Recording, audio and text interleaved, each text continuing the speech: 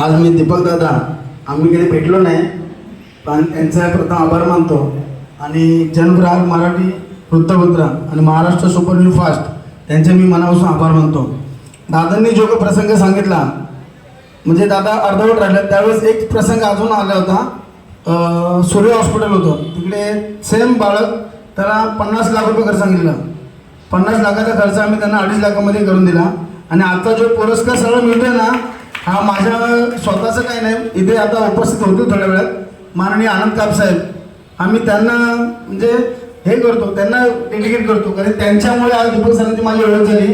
आणि दीपक सर आम्ही भेटलो ना हॉस्पिटलमध्ये कधीच, पण यापुढे प्रत्येकाला सांगतो, माझं नाव नरेश मोळे आणि मी राहायला म्हणून या ठिकाणी आहे.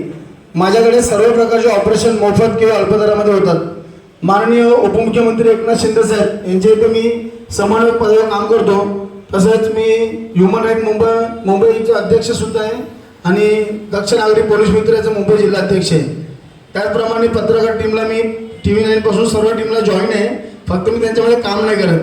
तर माझ्याकडे असे काही हॉस्पिटल आहेत की जिथे जिथे आपल्याला योजना पाहिजे किंवा गोरगरीब पैसे नाही त्यांच्याकडे भरायला किंवा कमी पैसे, जसं फॉर एक्झाम्पल कोकिलाबेन हॉस्पिटल आहे जे धर्मादायामध्ये बसतं, अशा हॉस्पिटलमध्ये गोरगरिबांना सरकारने सुविधा दिली आहे धर्मादाय अंतर्गत म्हणून. त्या धर्मादाय अंतर्गतमध्ये आपण उत्पन्न दाखला कमी असेल आपलं आणि खरंच पेशंट गरीब असेल तर त्याचं 30-40 लाखाचं बिल सुद्धा 20 लाखावर येऊ शकतं.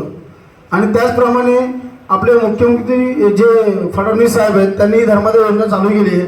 त्याचप्रमाणे आमच्या श्री खासदार श्रीकांत शिंदे साहेब यांनी वैद्यकीय कक्ष ठाणे येथे कोपऱ्याला आमचं ऑफिस आहे. त्याचप्रमाणे आरोग्यदूत फाउंडेशन आमचे जे गुरुवर्य मंगेश चिवडे सर, आम्ही यांच्या माध्यमातून